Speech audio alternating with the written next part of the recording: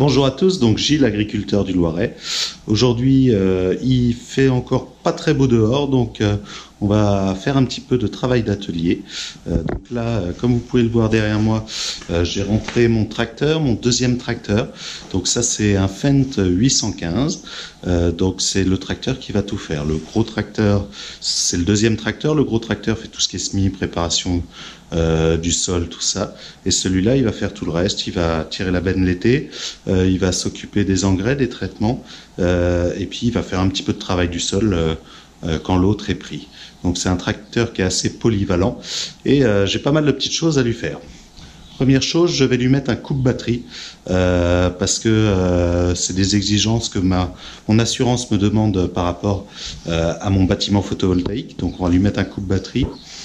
Donc ensuite, deuxième chose, j'aimerais lui mettre des lumières, enfin changer un petit peu ses phares pour mettre des LED pour que ça éclaire un petit peu mieux parce que avec ce tracteur, en fait, je fais la plupart des traitements et en particulier, les bonnes conditions sont souvent en fin de nuit, le matin très tôt, et donc il faut avoir de bonnes lumières.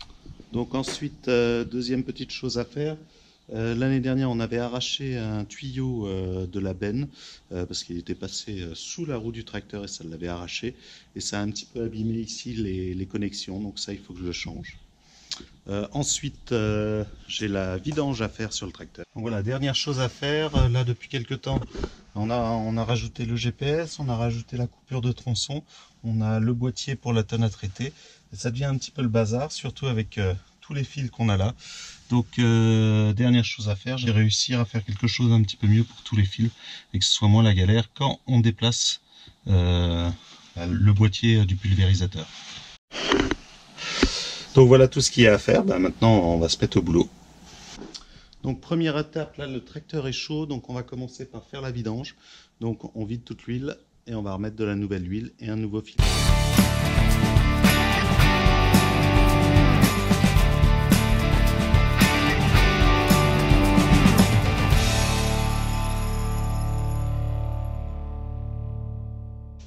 Donc pour le filtre à huile, c'est le même principe.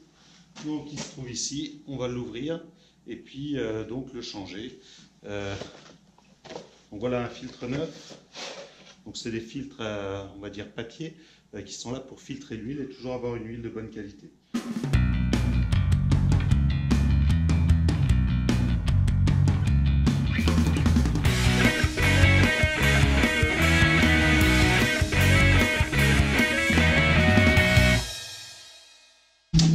Donc voilà, c'est parti pour 5 pots d'huile comme ça, à mettre dans le tracteur, donc une quinzaine de litres, un petit peu plus. Donc, on remplit. Donc deuxième étape, l'installation du coupe-batterie. Donc voilà le coupe-batterie.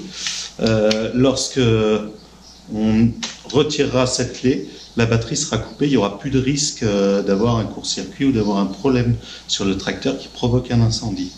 Donc ça c'est quand même pas mal pour pouvoir éviter les problèmes, surtout quand on laisse garer un tracteur longtemps sous un bâtiment.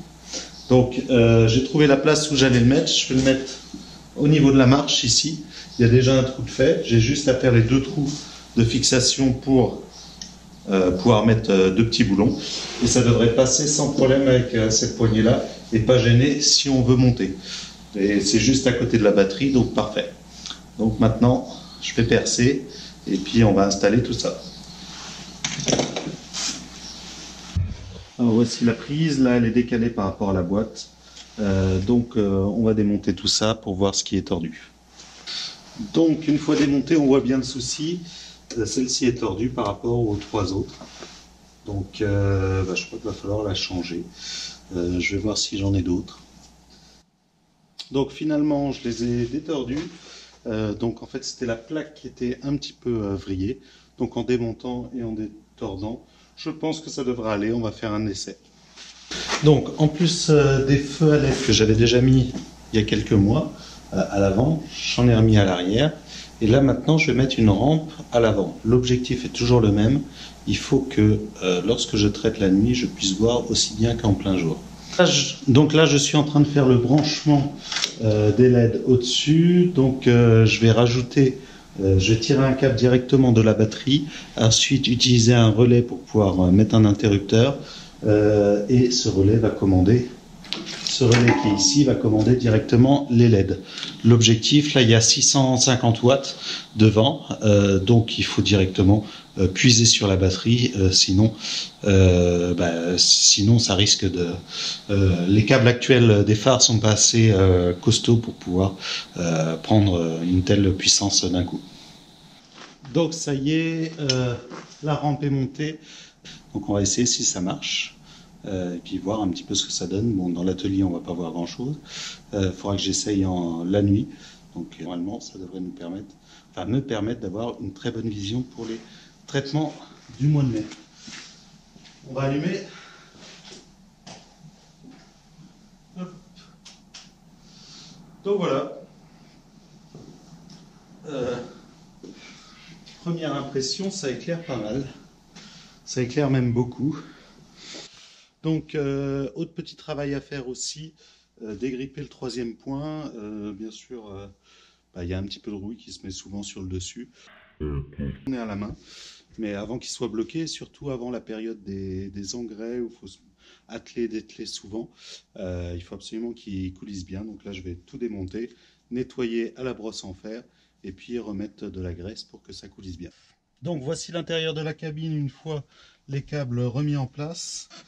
Donc il y en a toujours beaucoup, parce que les câbles sont souvent trop longs ou trop courts, mais jamais à la bonne taille. Donc ça fait un gros tas de câbles là derrière. Mais bon, tout est à sa place. Maintenant je peux régler mon truc pour le pulver. Je peux le régler puisque je l'ai mis sur rotule. Pareil pour cette console là. Donc tout est pratique, tout est réglable. Dernière chose à faire avant de terminer, je vais passer un coup d'aspirateur dans la cabine parce que c'est vraiment dégoûtant et nettoyer tous les carreaux pour être prêt pour les travaux de printemps.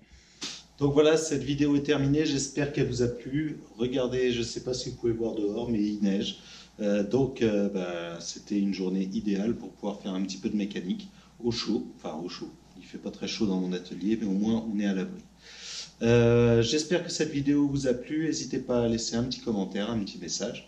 Et puis moi je vous dis à la semaine prochaine pour une nouvelle vidéo.